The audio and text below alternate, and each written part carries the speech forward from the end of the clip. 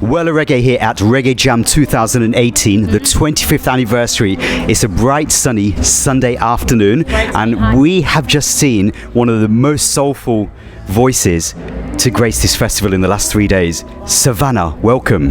Thank you so much for having me. That was quite the introduction. Thank you. Believe me, everything that I've just said, we truly mean it. Because we've kind of like come here thinking we're going to see Sevana once again. We saw you perform 2 years ago, your debut performance here on the Friday night, the opening night. Today was something completely different though. Yeah, no, I mean, it's been years, so there has to be growth. So, and I hope that was reflected in how I presented myself, how I sounded, how I felt to the crowd. So yeah, it's all growth, all progress. If not, then why bother, you know? True. I mean, for me, obviously, yes, it's reggae, but it's like reggae with soul. You know the kind of thing that Beres Hammond sings? Yeah. That's the kind of voice that I'm feeling. Like, Beres Hammond, to be compared to him, like, he is like legendary, you know what I mean? And his songs are really good, and they feel good, and they really pierce you. So to have that kind of effect, a similar effect, that means a lot. Thank you. Believe me, when you look back at the videos, you'll see for yourself. Yeah. Trust me, because I know from your perspective, when you're on the stage, you never quite know how did that performance go. No, I'm just lost in it, to be honest with you. You know, and I'm just hoping that I can connect with as many of the persons in the crowd as possible. So I'm not paying attention to really reaction too much. You can't get too focused on reaction, I feel, because that makes you become arrogant, and it makes that the goal every time when you're on stage. And I see a lot of artists, not going to call any names, and this isn't shade, right? But it becomes the goal where if they're on stage and they don't get like a they're disappointed in themselves, or they become so like angry almost and aggressive with the crowd where they're forcing them to give feedback, which is, it's not what I want for my performance and presence. So yeah, the thing that really stood out for me is you genuinely look like you're having fun out there. Yeah, no, of course I do. Like, I keep saying it, just said it, will keep saying it. Music is why I'm here, you know what I mean? So I just hope that's felt, and that's why I have fun with it all the time, because apart from me performing it and writing it, it saves me over and over and over. It's my own personal therapy. So really thankful for music, to be given the gift of music. So yeah, I celebrate it as much as I can. Yeah. One thing I don't know myself is, how did you know that you had that gift for music? Because I think everybody out there has got that talent, whether it's, you know, to do with arts, music, but how did you actually get that calling when you were younger?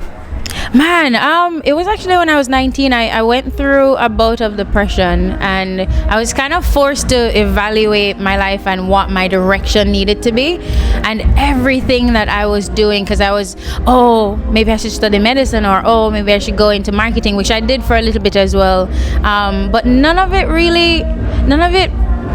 I don't even want to say fulfilled. It was just, none of it was right, you know? And then I always kept going back to music, and I started visiting Jamnesia on the jam nights that they have out in Bull Bay, St. Thomas of Jamaica, and it was just like, it just became super, super clear, and it actually helped me out of my, you know, depressive state. I quit my job and just fully dove into music. Okay. Yeah.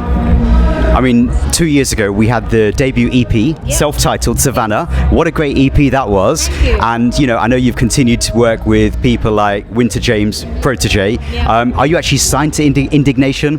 No, I'm not. I'm actually not signed to Indignation. The arrangement that we have is that they're my managers. They've always been my managers, but I do release the songs on the Indignation label. Right. You know what I mean?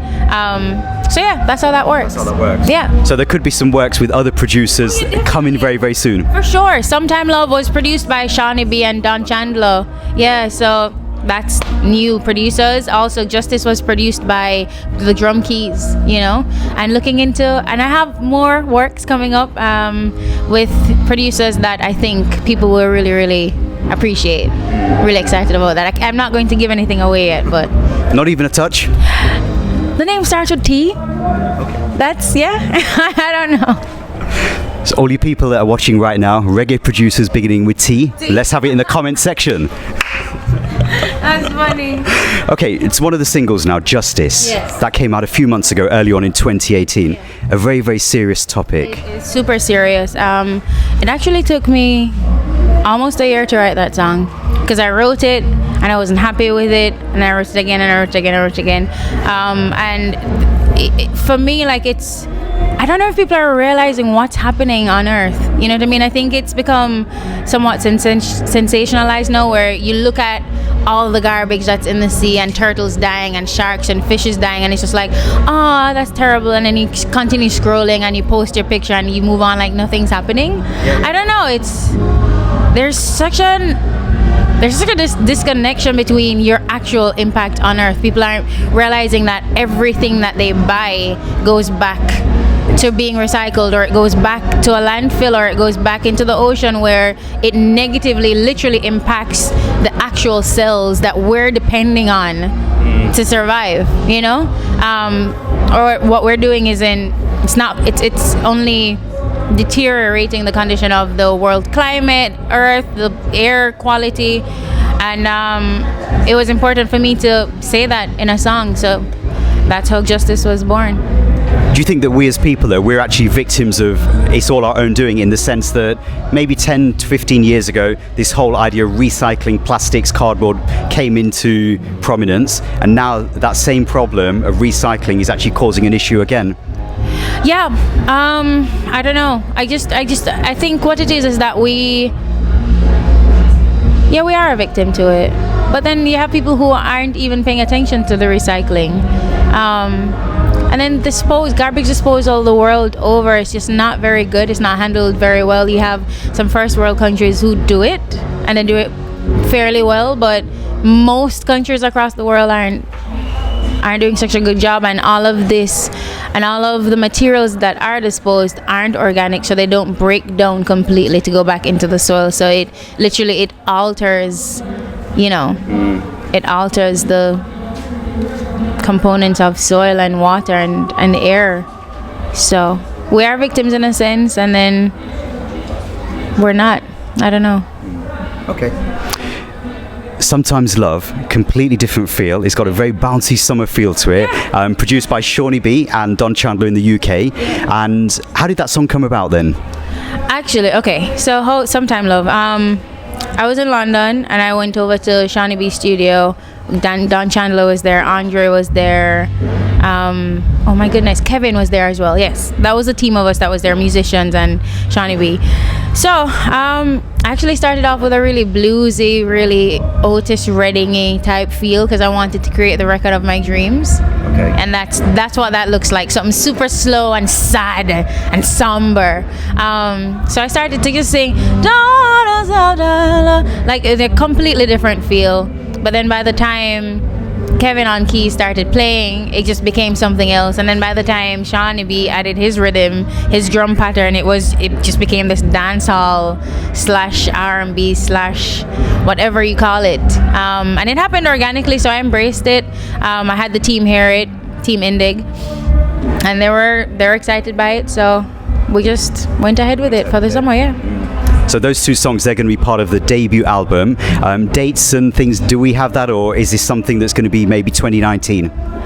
You know what? I don't know. Okay. There's definitely one coming, and it'll come in your lifetime. I'm joking, yeah. But the idea is that I'm not trying to rush it at all. Okay. I don't think anybody would really benefit from that. I don't think I'd properly represent myself if I did that. So we're collecting the songs. These may be on the album, maybe not. Maybe completely new, fresh sounds. But the idea is that you're just generating music and choosing the best ones and the ones that show my growth the best for the album. Okay. Yeah. Well, Sevana, once again, it's a pleasure to have you here on the programme. We give thanks for your time, and no doubt we're going to look forward to more good music from Sevana and the team. Thank you so much. It was my pleasure. Thank you. One love. Yeah.